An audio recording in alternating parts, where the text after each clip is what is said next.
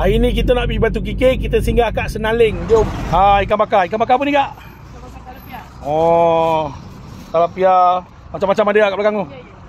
Buka 25, 25, siakap 25, siakap 25, talapia merah 25, talapia merah 25, kembung 10, kembung 10, caru 15. caru 15. Sampai Ahad ni sambal ni ada special bang? Buat sendiri lah.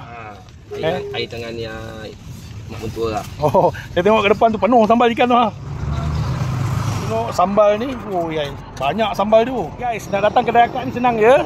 Dekat Senaling. Depan tu Petronas. Depan ni Speedmart. Ikan bakar. Jumpa je abang tu, nampak? Dia tengah letak sambal tu. Mantap. Ni satu lagi. Apa ni bang? Ni kebab grill.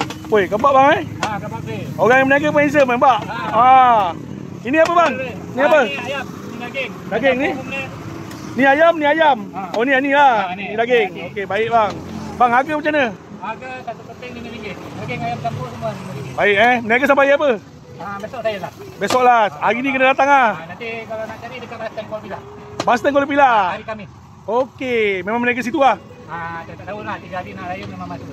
Bastang Kuala Pilah korang nak pergi Kuala Pilah lalu sini je. Terus pergi Bastang. Abang ni dekat sana. Kau cari Aris Kebab Peter ni. Kau tengok kebab campur abang ni.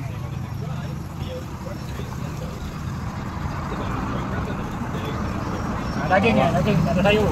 Oh, dia letak daging Daging je. Padat bang, padat. Abang kebab kita. Tapi abang ni berniaga last besok lah. Maksud dia kau nak cari depan ni, kau kena pergi Bastang Kuala Pilah. Bang, Ni betul. Bastang Kuala Pilah. Abang ni memang berniaga kat situ lah. Aris Kebab. Aris kebab. Aris Kebab. So, abang ni handsome ni, kau jumpa dia.